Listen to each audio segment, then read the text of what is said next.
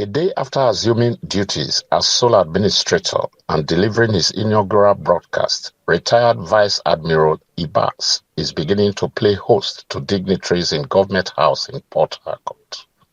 Your Royal Majesties, the primary mandate of my administration is to restore law and order in the state. For too long, our people have been held hostage by crisis, instability, and the actions of a few who prioritize personal gain over the collective good. I think this must stop. Rivers State is not just a geographical entity. It is the heartbeat of the Niger Delta and a critical contributor to the national economy. We cannot afford to allow lawlessness, sabotage, or threats to our national assets to persist. It has been 3 days after the declaration of the emergency rule in Rivers State, and some of the early callers is a delegation of traditional rulers in the state. You have spoken very well in your address to us.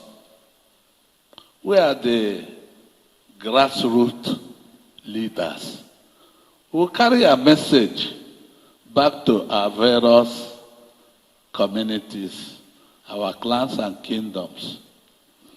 We will wish you a very big success in your assignment here in the state. Meanwhile, the administrator's first statewide broadcast is continuing to elicit reactions from some residents of Port Harcourt. As a military general, definitely issue of security is on his palm that he will be able to handle, but with the cooperation of all in the state.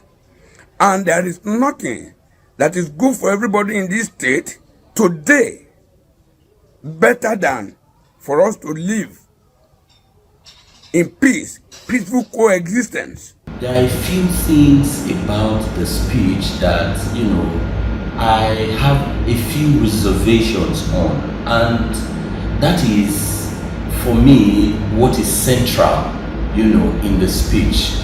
One of what we saw is that the speech communicated hope, but the hope that it communicated was hope reversed. It was a speech that was heartbreaking. The sole administrator, who pledged to be apolitical in the discharge of his duties, said he has already given directives on specific actions to be taken after his inaugural State Security Council meeting, while tasking heads of security agencies in the state to remain neutral and respect the rights of citizens. There will be no room for lawlessness, no space for violence, and no patience for actions that threaten our collective well-being. We will not act arbitrarily, but neither will we hesitate to enforce the law where necessary.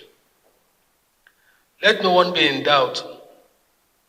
We will uphold justice and fairness, but we will also ensure that civil order prevails.